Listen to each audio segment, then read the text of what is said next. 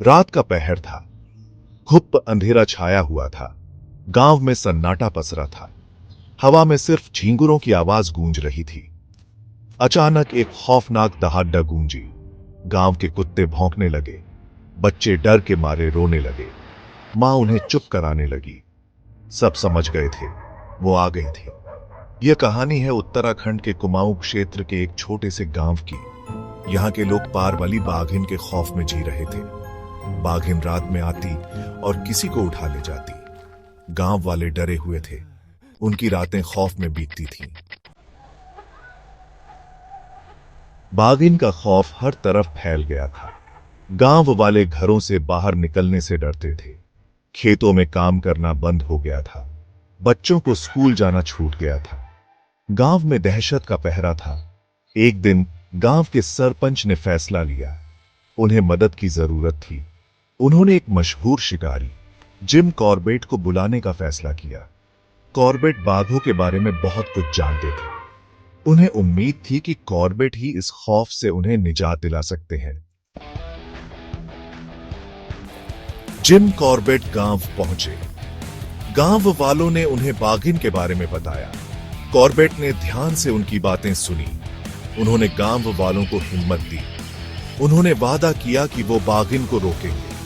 Corbett ने बाघिन के बारे में जानकारी जुटानी शुरू की। उन्होंने उसके पैरों के निशान देखे, उसके शिकार के तरीके को समझने की कोशिश की। कॉर्बेट को एहसास हो गया था कि यह बाघिन आम नहीं है, वह बहुत चालाक और खतरनाक है। एक रात कॉर्बेट बाघिन का इंतजार कर रहे थे। अचानक उन्हें झाड़ियों में हलचल सुनाई दी। उन्होंने अपनी बंदूक उठाई। तभी बाघिन बिजली की रफ्तार से उन पर झपटी। कॉर्बेट ने फुर्ती से खुद को बचाया। बाघिन और कॉर्बेट में जबरदस्त संघर्ष हुआ। कॉर्बेट ने बहादुरी से मुकाबला किया, लेकिन बाघिन बहुत ताकतवर थी। कॉर्बेट बाल बाल बच गए। कॉर्बेट समझ गए थे कि इस बाघिन को मारना आसान नहीं होगा। उन्होंने फैसला किया कि वो पहले उसके व्यवहार का कारण जानेंगे। उन्होंने बाघिन का पीछा करना शुरू किया। एक दिन कॉर्बेट ने बाघिन को एक गुफा में देखा। गुफा के अंदर बाघिन के मृत बच्चों के कंकाल पड़े थे। कॉर्बेट को एहसास हुआ कि कुछ शिकारियों ने बाघिन के बच्चों को मार डाला था। इस घटना ने बाघिन को अंदर तक तोड़ दिया था। वह बदला लेने के लिए इंसानों पर हमला कर रही थी। कॉर्बेट का दिल पसीज गया। उन्होंने फैसला किया कि वो बाघिन को मारने की बजाय उसे पकड़कर सुरक्षित जगह पर छोड़ देंगे।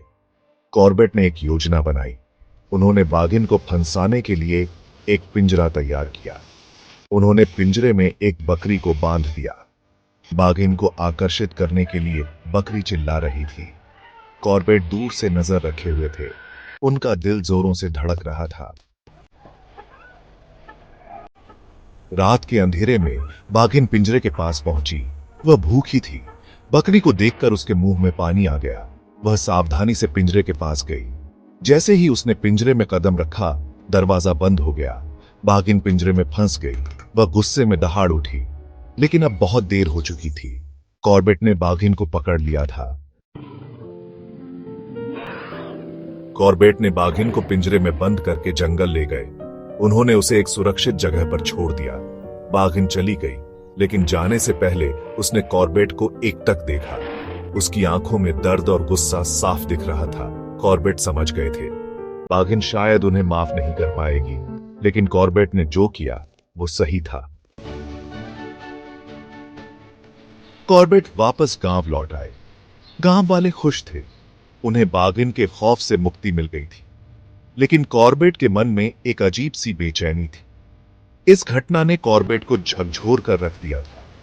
उन्होंने महसूस किया कि इंसानों ने प्रकृति के साथ बहुत बड़ा अन्याय किया है। उन्होंने अपनी बाकी की जिंदगी जानवरों की रक्षा और उनके हक के लिए लड़ते हुए बिताई।